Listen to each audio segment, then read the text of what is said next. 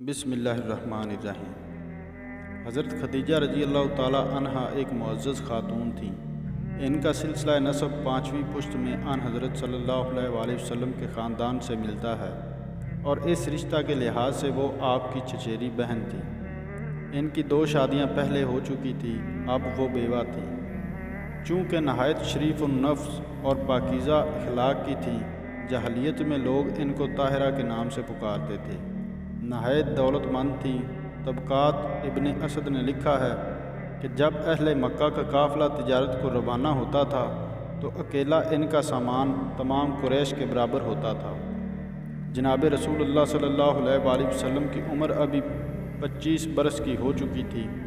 متعدد قومی کاموں میں آپ صلی اللہ علیہ وآلہ وسلم شریک ہو چکے تھے۔ تجارت کے کاروبار کے ذریعہ سے لوگوں کے ساتھ معاملات پیش آتے تھے۔ اس بنا پر آپ صلی اللہ علیہ وآلہ وسلم کے حسن معاملہ، راست بازی، صدق و دیانت اور پاکیزہ اخلاقی کی عام شہرت ہو چکی تھی، یہاں تک کہ زبان خلق نے آپ کو امین کا لقب دے دیا تھا۔ حضرت خدیجہ رضی اللہ تعالی عنہا نے ان اسباب کے لحاظ سے آن حضرت صلی اللہ علیہ وآلہ وسلم کے پاس پیغام بھیجا کہ آپ میرا مال تجارت لے کر شام کو جائیں، جو معاوضہ میں اوروں کو دیتی ہوں آپ صلی اللہ علیہ وآلہ وسلم کو اس کا مضاف دوں گی۔ آن حضرت صلی اللہ علیہ وآلہ وسلم نے قبول فرمایا اور مال تجارت لے کر بصرہ تشریف لے گئے۔ واپس آنے کے تقریباً 3 مہینہ کے بعد حضرت خدیجہ رضی اللہ تعالی عنہا نے آپ صلی اللہ علیہ وآلہ وسلم کے پاس شادی کا پیغام بھیجا۔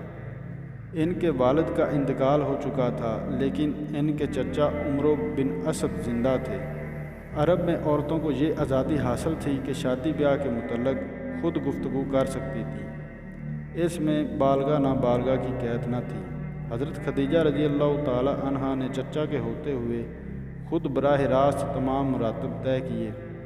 تاریخ معین پر ابو طالب اور تمام روسائے خاندان، جن میں حضرت حمزہ رضی اللہ تعالی عنہ بھی تھے، حضرت خدیجہ رضی اللہ تعالی عنہا کے مکان پر آئے۔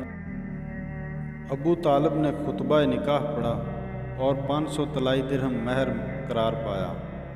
بعض روایتوں میں ہے کہ حضرت خدیجہ رضی اللہ تعالی عنہا کے والد زندہ تھے اور ان کی موجودگی میں نکاح ہوا، لیکن شراب میں مخمور تھے۔ جب ہوش میں آئے تو نکاح کا حال سن کر برہم ہوئے کہ یہ برابر کا جوڑ نہیں، لیکن یہ روایت صحیح نہیں۔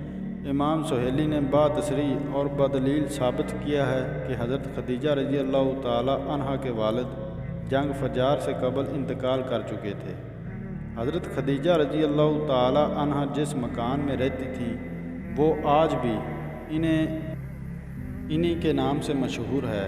امیر معاویہ نے اس مکان کو خرید کر مسجد بنا دیا تھا۔